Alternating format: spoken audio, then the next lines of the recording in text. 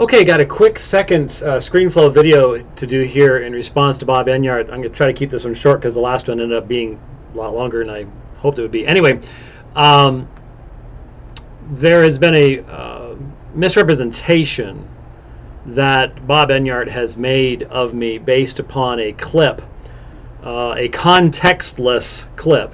So the reason, if there is confusion, I don't think there really is, but if there is confusion, they're to blame for it. If you just throw clips out without saying what it's from, when it was from, what the context is, you're the one creating the issue. And that's what they did during the debate. And even then, it was very obvious what the context was, but Enyart and his people refused to acknowledge what the context was. When I first heard it, I assumed it was from my debate with John Sanders.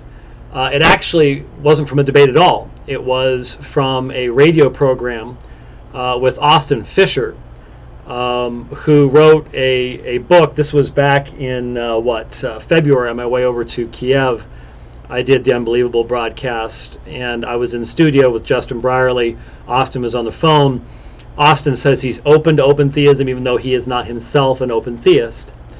And so the context here is that in the debate, they tried to make it sound like I was asserting, like I had publicly admitted that open theism does not lead people to question the goodness of God. I knew I had never said anything like that, because obviously I believe that it does, and I've explained why that is.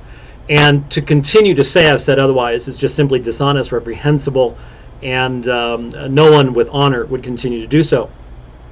But when you listen to the actual program, here, let me play a clip from Bob Enyart's radio program where they're talking about this, and then I'm going to play the actual portion from Unbelievable, make application, and we'll wrap it up. Yeah, he started out the debate saying I'm misrepresented. James White is the most misrepresented man in America. James White is the Rodney King of theology. Can't we just all understand what I'm saying? Has to deal with that. We have audio from James White. He said I couldn't provide any references. I have references. I have audio for everything I've said, and we'll post them on opentheism.org/James White. But let's hear right now clip number 2. When I say the only consistent Arminian is an open theist, is that the questions of God's goodness that are aimed at Calvinists are questions that anyone except an open theist actually has to answer themselves. Stop the tape. Now that was in a debate with Andy Fisher, who is an Arminian. Okay, it was not a debate, and his name is Austin Fisher. And James White, for some reason, keeps saying that was from his debate with John Sanders. He likes that debate.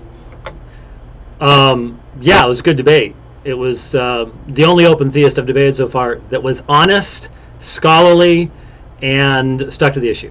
The debate with Andy Fisher, he doesn't like that. He's removed it from his website. There's no reference to it. Wrong. First, I don't know who Andy Fisher is.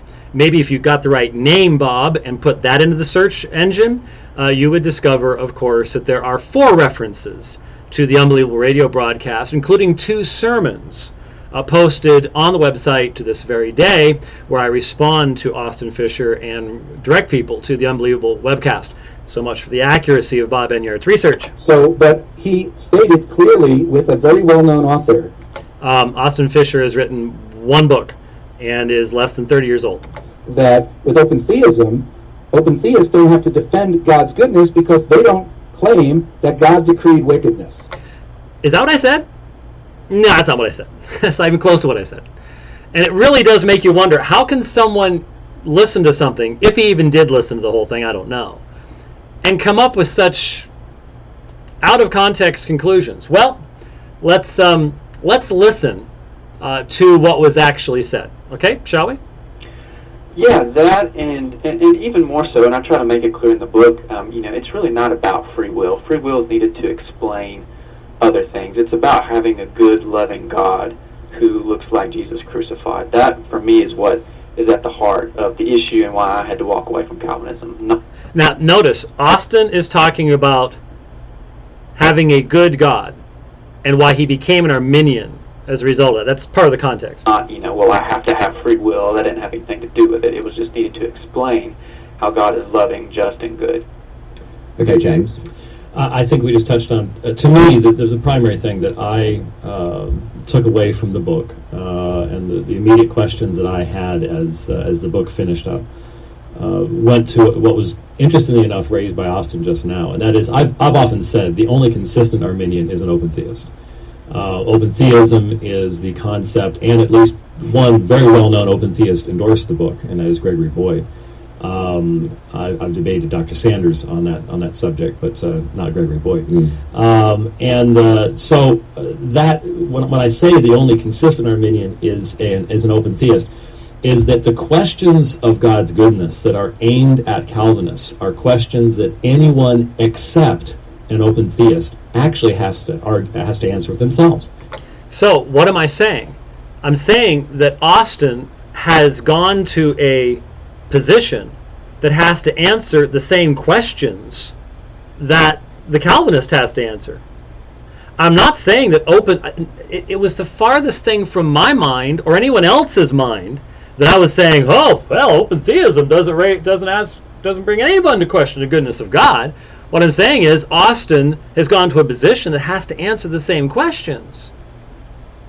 That the open theist, the questions the open theist has to answer in regards to the goodness of God are a completely different set than the Calvinist has to answer, and that the Arminian has to answer, and that is brought out in the rest of what I said, which wasn't played by Enyart and his people.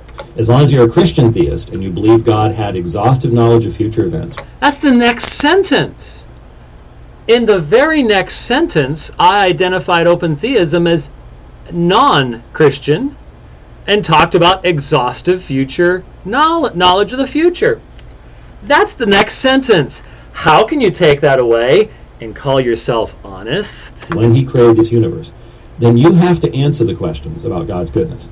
Because even if you say God didn't have a decree, even if you say he didn't have a purpose in specifically identifying an elect people and a non-elect people in creation, he knew what the result was going to be. He knew what evil was going to exist. He knew who was going to be under his wrath and who was going to be receiving his grace, whether it was because of what they did or he did. He still knew what the outcome was going to be when he created. So you still have to answer the question. And from my perspective, the classical Arminian response really holds no water at all, because you have God doing all of this and saying, I'm going to create all these things, I'm going to do these things, and I know the exact outcome. There's going to be all this evil, and I don't have a single purpose for any bit of it. I'm just doing it so people have free will. But I know all this evil is going to exist. He couldn't have done something else. I mean, this gets us back into the Molinism stuff, but we don't have any Molinists on the program right now, so we can't go that direction. But that's why I say the consistent Arminian is the open theist, because he realizes that you're not prepared to even call an open theist a Christian. No, I think open theism is a heresy. I do believe it's a heresy. I do believe that a Christian might flirt with it, maybe on a temporary basis, but I think upon bringing biblical correction, because it totally destroys any concept of prophecy. Whereas Arminianism isn't quite a heresy? No, Arminianism, I think, is sub-biblical. I think that consistent Arminianism, taken out to its nth degree, is eventually going to have to undercut sola gratia, sola fide, has a different doctrine of justification. Historic Arminians do not have a concept of substitutionary atonement. I'd be interested if Austin still believes in substitutionary atonement, because that is a reform. Okay. So there's the context. Amazing what context does.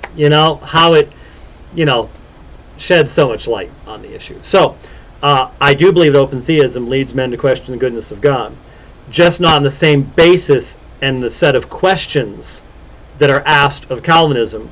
And the Arminian's just trying to dodge the whole thing and can't, and just doesn't want to answer those questions themselves, doesn't realize that the questions they're asking of Calvinism need to be asked of their own system as well. And the irony here is that Bob Enyart goes after Arminians on exhaustive divine foreknowledge and basically recognizes that they're not accomplishing anything with that either. So if he had just honestly represented what was said here, then we wouldn't have a problem. But this is the problem I'm having, is now from the debate and then the radio programs afterwards, there's a real issue of just simply honestly representing context and the facts. So now the documentation has been provided. There you get to hear the whole thing. You know what the context is. You can go listen to the Unbelievable Radio broadcast yourself, see for yourself. It wasn't a debate. His name's not Andy, and the context says everything that needs to be said. It was misrepresentation. Will I expect an apology? Not from Bob Enyart. But it would be nice if at least they would stop with the accusation at that point, and the mockery and things like that we heard about Rodney King and all the rest of that kind of stuff. That would be a good first step, I suppose. Don't expect it, but we'll see. So there's documentation. Thanks for watching, and who knows, maybe there might be some more coming up.